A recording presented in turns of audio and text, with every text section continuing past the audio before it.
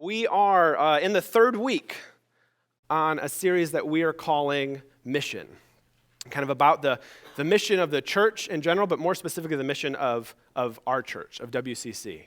And so our purpose, our reason for existing is to produce people who love God and love others. And Mike shared about this, I think 2 weeks ago, and set this all up. So that's our mission, that's our reason, that's our purpose for being. But our strategy for helping us all do that is to know God in Christ, to grow in our faith, and to go where He sends us. So that's our strategy, and it really starts with knowing God in Christ. That's the beginning. That's the input. We've said this multiple times before, but what comes to mind when you think about God is the most important thing about you. And so if you think about God as revealed in Jesus, you think about God as fundamentally loving, then that shapes what you think of yourself and how you interact with the world and what you think of others. And so knowing God in Christ is the start, it's the input. But then the output, right, the end of it would be going where He sends us.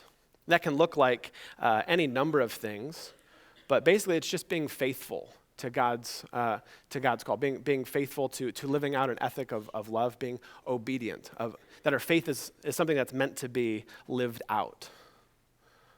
Right? But we also know and admit that there's a pretty big gap from knowing and going. And so that's where growth comes into play. That's where growing comes into play. And for us here, we think about our growth in kind of three dimensions. Right, there's the upward, our relationship with God. There's the outward, our relationship with the world. And then there's the inward, our relationship with each other.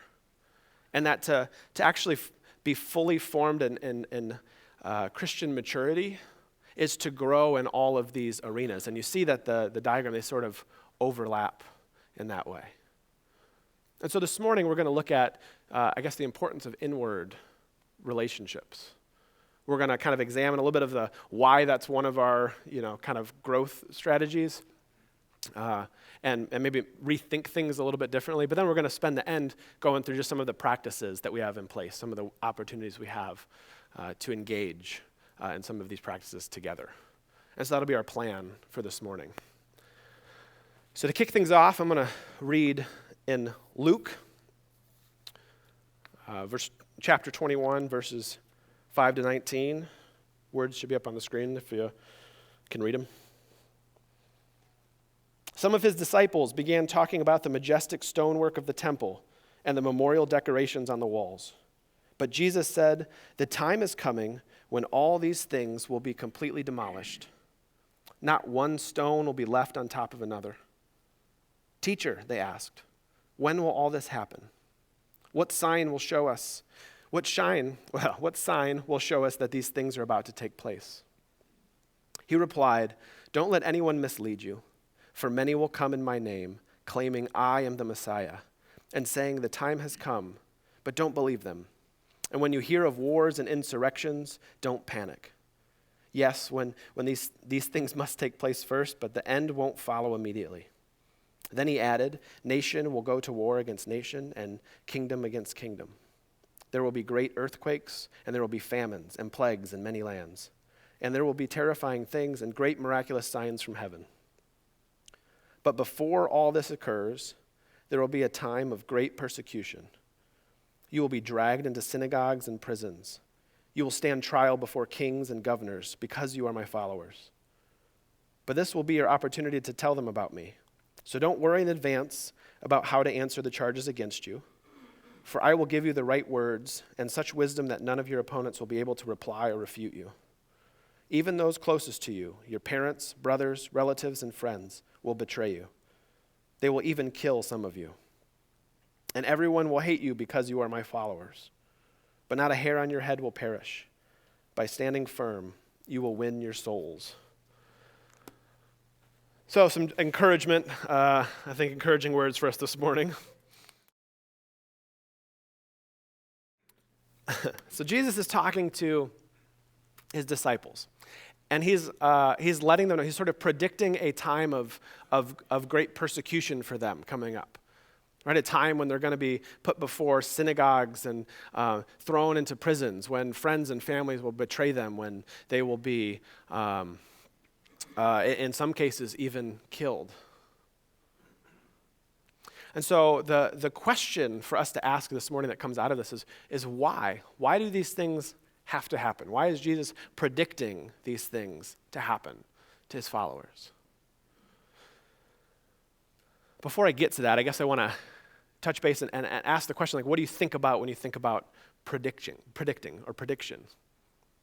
Right, there's a couple ways to think about the word, and there's a couple different ways that we apply it to the Bible. One such way is to have, to be certain of like a future knowledge that you import into the present. Right, sort of like Biff from Back to the Future 2. If anyone's seen it. If you haven't, it's a movie where the main characters travel to the future all the way to 2015. It was from the 80s, so. And the main antagonist, right, Biff, he has to be with a name like that. He takes a sports almanac from the future, goes back to 1955 and gives it to his younger self. And so his younger self, armed with the future outcomes of decades of sporting events, proceeds to gamble on them and get incredibly rich. And then, of course, as the bad guy, needs to be stopped. But a lot of times we think about prediction in that way, right? There's something that has happened in the future that we know about, that we can benefit from our lives, today. And at least in this case, I don't think that's what Jesus is kind of doing when he's predicting this. I think Jesus is predicting in the same way that I can predict things that'll happen with my kids. Like I can tell you with, almost full certainty right now that if I were to take my older boys, they're 8 and 6, hand them a football and send them outside in the yard, that they would, one, play something that is sort of resembles but is not really football, that one of them would get upset over something, that person would then hurt the other one, and they would both end up coming into the house, one of them sort of angry crying, and the other one passionately denying anything happened. So if you've got kids, you know that you can predict things like that yourselves as well. Right? I don't have some magical future knowledge about what's going to happen, but I know my kids, and I know their capacities, right? And I've seen enough before to be able to make that sort of claim or prediction. And so what Jesus is saying here is he's predicting that his followers are going to be perceived as a threat to the people that are in power. And that when people with power feel threatened, they respond by using power. And that's really what's going on here. And this is happening to his followers just by living out the sort of ethic of love. Think about it, the early church was known for caring for. They were probably most known for caring for the people that broader culture ignored or forgot or oppressed. They were known for taking in orphans and caring for widows and feeding the hungry and clothing the naked and healing the sick and tending to the dying and welcoming the stranger and the outcast. And so they were known for doing all of these things. They were known for caring for the people that got pushed to the margins of culture. And you could imagine that after enough time, right, if that's your experience, if you've been forgotten about by broader culture and all of a sudden here comes this new group that is caring for you, that welcomes you, that you have a sense of belonging, you're probably going to join them. And so people started saying, I would rather be part of this Jesus movement than Caesar's empire. And after enough people kind of join that group, it's perceived as a threat to Roman society. Along with that, if you're Caesar, if you're kind of the Roman elite, you don't want a whole group of people going around making you look bad, right? Doing the things that are your very shortcomings, exposing the very dark side of your power and authority. And in that way, they sort of function like a conscience, right? And really, the church should be culture's conscience. And if we're honest, we don't really like our consciences, right? If I'm doing something that I shouldn't do, the last thing I want is my conscience showing up to tell me about it. Right? That I don't want that little voice in my head, directing me against this. So if I've built up a life where I've had to over and over sort of try to silence my conscience, try to not listen to that voice, then I'm not going to like it when it gets brought up in front of me in the form of this group of people. And so by merely loving others, by merely carrying out the ethic of love, the early church functioned as sort of the unwanted conscience of Rome. And Jesus predicted that at some point Rome was going to want to silence them for that. So I guess the question for us from that is, here's what I want you to do. I want you to put yourself in the disciples' shoes. Right? Imagine that Jesus is telling you this. And this is what he's sort of predicting. Knowing the costs that are coming, what would it take for you to actually follow through on it? Like, what would it take for you to actually carry out and live out Jesus' teachings, knowing that it could mean betrayal from friends and family, it could mean financial ruin and imprisonment, or maybe even death? Like, what would it take to actually risk all of that and get started? And let's say you're a part of this movement and you're doing these things, and the kind of persecution is happening. How can you stand firm in that context, right? As Jesus implores them to do in the passage I read. So when that's happening all around you, how do you actually stand firm in the midst of it? One of the answers is I think you do it together. Peter, one of Jesus' closest disciples, in his letter in 1 Peter 5:9, he says it this way: "Stand firm against him and be strong in your faith. Remember that your family of believers all over the world is going through the same kind of suffering you are."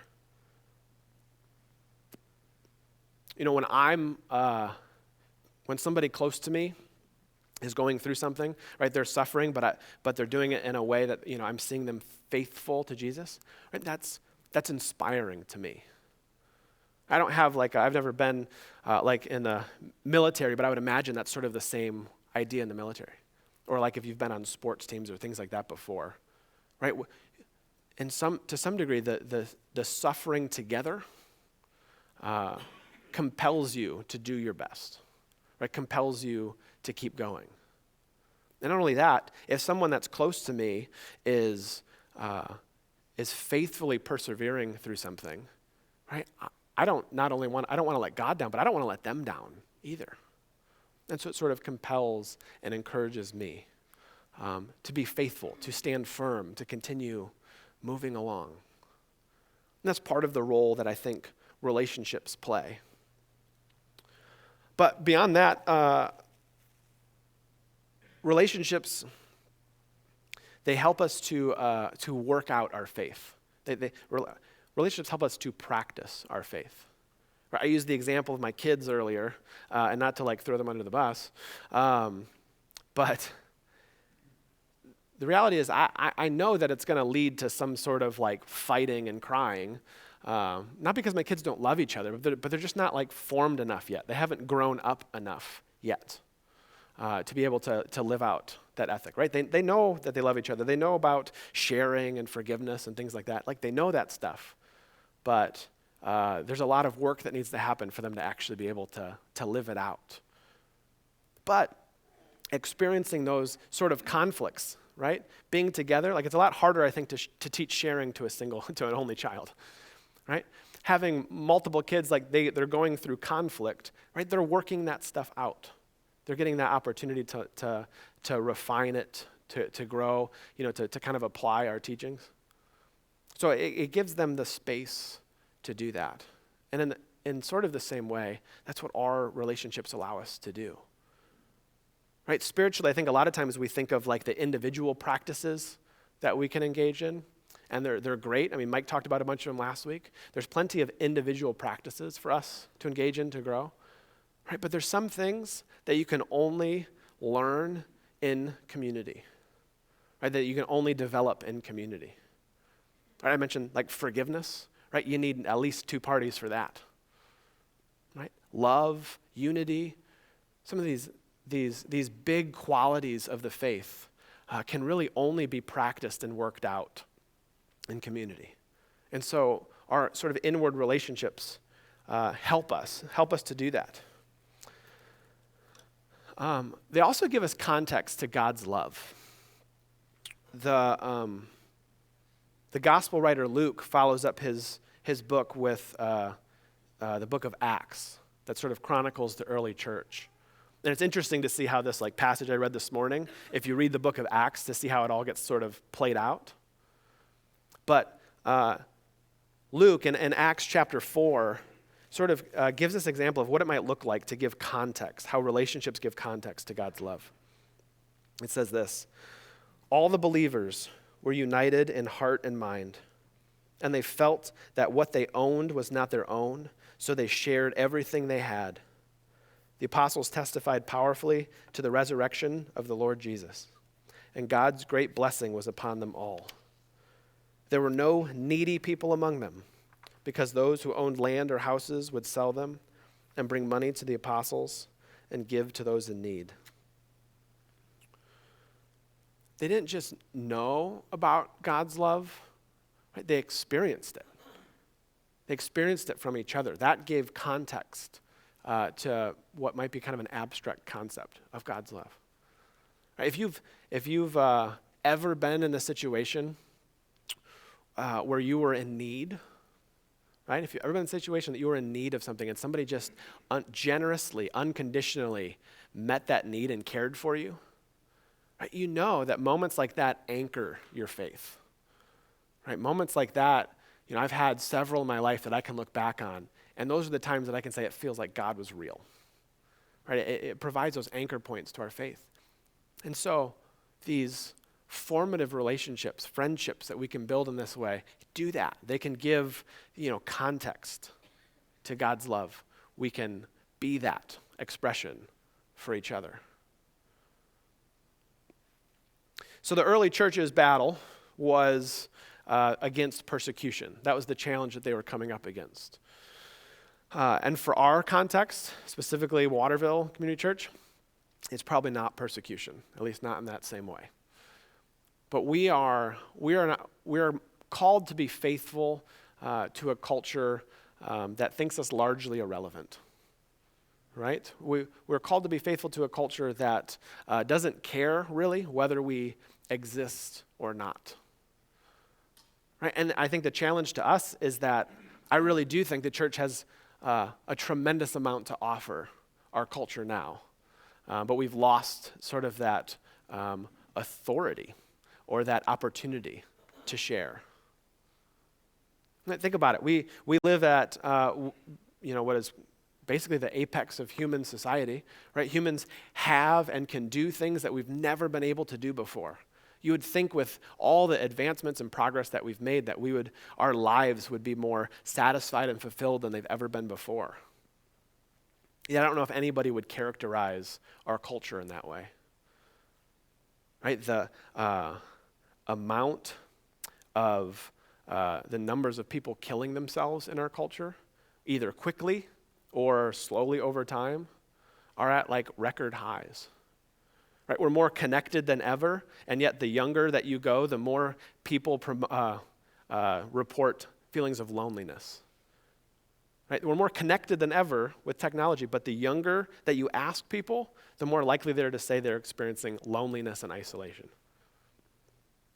And we're living at a time with some of these big existential crises for us to navigate through. Right? Things that we've done to our planet that we're experiencing the ramifications of and needing to work through. Or even just the advancement of technology and artificial intelligence, where our culture will have to make decisions about what it actually means to be human. The church has something to offer and to say in each of these areas. Right? That really should be the specialty of the church. And yet, in many ways, we've lost the privilege to share that. People don't think to come and to turn to us.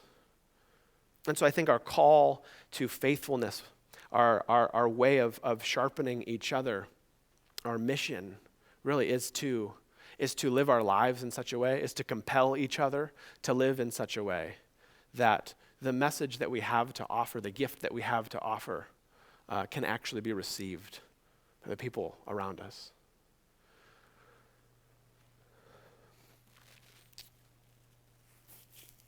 The reality is, the Christian faith is not an individual faith. It is something passed down from others to be worked out and lived out with others. And so when we think about, our message to the world, as I mentioned, our message always is inviting people into a kind of community. Right? When we tell people about God, whether it's with our words or our actions, it is never in isolation. It is always within the context of community. All right, so maybe you're here this morning, and maybe you're reaching the places like, okay, I'm with you. How do we do that? What can we do? How do we build those types of relationships? How can a church, how can we form those types of relationships in a church?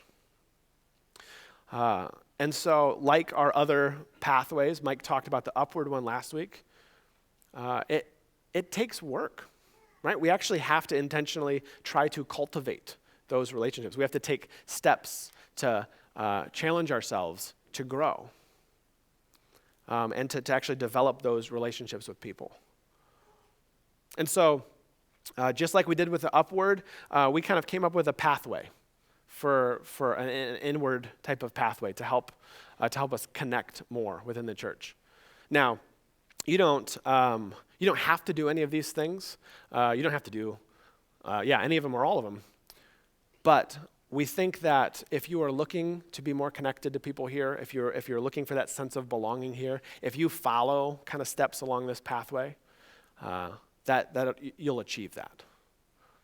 And you might be here this morning. You might be in a place that you're like, no, I've got these lifelong friendships. I've got relationships like kind of that early church.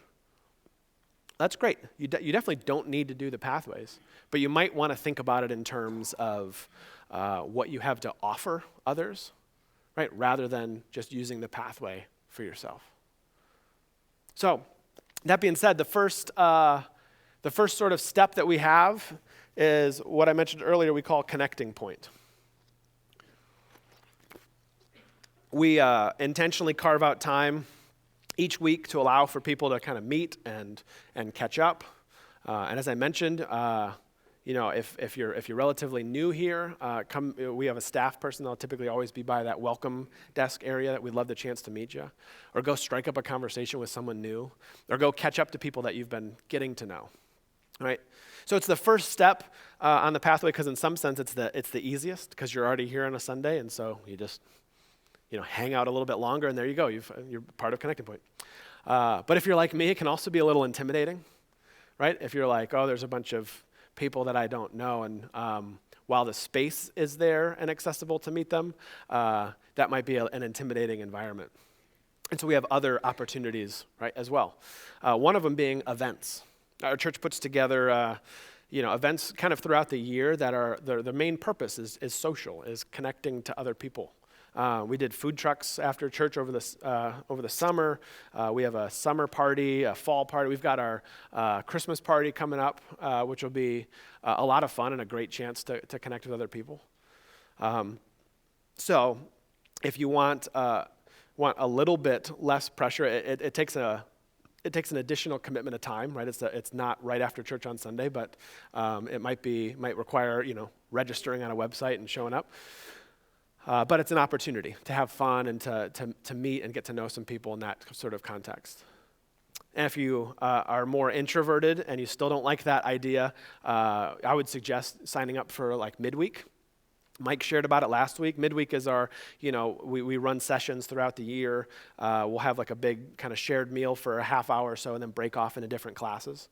And so midweek would be a great time that you could actually meet people that way, where the pressure is not there to be like strictly social, and you can sit down and be a part of a class and learn and engage stuff together. And through doing that, you can meet and kind of grow with some other people where the pressure is kind of off of you. So that's an opportunity. What I think is probably the quickest way to feel connected in our church is to sign up for our 3-in-1 program. It's like speed dating for small groups kind of thing. It's you register on the website. We run it like 3 times a year. You get kind of paired up with 2 other individuals or couples or families, and you just commit to doing something together once a month for 3 months, and then be done. Could be hosting each other, could be going out for meals, could be going to a park or doing something. But you do that, once a month, 3 times, and then you're done, and you move on to the next one. You do that over a year, or you do that over 2 years, and people start becoming very familiar when you show up to church on Sunday. You start looking forward to seeing some people that you're not forced to hang out with them, but you get the opportunity to catch up. So that's probably the quickest way to do that. And then Mike will talk more about this next week. Hopefully Mike will talk about it next week. And that's formation groups. So I know I've found in my life a lot of times the people I've grown the closest with have been those that I've done something meaningful with together. And so formation groups are going to be that. They're going to be about engaging with populations outside of our church, different than our church, and doing something, accomplishing something together. But ultimately, I think that helps us grow closer together, that is. So those are some of our steps that we have right now. The pathways, I think, is essential language for us. The actual steps that are within there, that's just where we're at right now. Those could change. Any one of them could move around or shuffle. But we do think that if you engage in them, if you're looking to be more connected, if you want things to build to a place that you have the relationships, kind of like I talked about, I think this is the best, or this at least would be a successful way to do it. So I'm going to invite 2 friends up right now, Mike and Amy Barrett. And, I'm going to have them share briefly about just some of their experience with being involved in this church and getting a little bit more, you guys can come up, getting a little bit more connected in the ways that they've done that. And then I'll come back up and close in there. So start us off, Mike. It's on. Okay. Good morning. Amy and I started attending WCC about 4 years ago in the fall. And I can say it was one of the first times I really looked forward to coming to church. So when the announcements started coming in November for the Christmas party, we weren't sure we would know very many people there at all, so we just took a flyer and went. So that night we walked in and Pastor Mike was dressed as an elf. So I guess that's kind of how we thought that WCC was maybe our place. I'm not sure. And I have to say, hats off to my husband, because Mike asked us to do this. I think it was on Tuesday night or Wednesday. He gave me a phone call before his event, and Mike was out of town, so I forgot to tell him until yesterday, hey, honey, by the way. So this is really a big step. But from the Christmas party, then, we decided to take another leap and try out the 3-in-1s. And for us, that was really a big step because, first of all, you're getting together with people that you may or may not know, and then the time, it's kind of giving up that time, and then the time that you're there, like, oh no, what happens if they don't like us, or how long do we have to stay? But our experience has been really good in all of the groups that we've been a part of. And then we just completed the core class. We decided to take another step and do the midweek, and that was really a great place. So I have to say hats off to Dana, because she kind of pushes along. Hey, you're going to do this? Hey, you want to try this? Hey, you want to do this? And so I'm glad she did that. And then also something that Dustin didn't mention, but just volunteering. I think one week Mike did a message 4 years ago about, hey, just give something a try. You don't have to do it long term, but give something a try. And so we gave ushering and greeting a try. So that's a great way to meet people as well. So thank you. Well, thank you guys.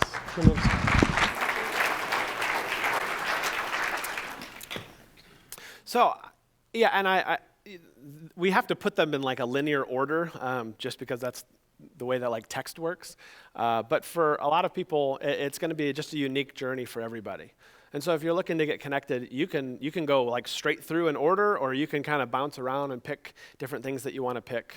But I think that the ultimate hope is that at some point, we need each other. And we need to realize that. We need each other to help us grow in our faith, to help us live more faithful lives, to give each other God's love in context, right? To encourage, to let us practice our faith together, right?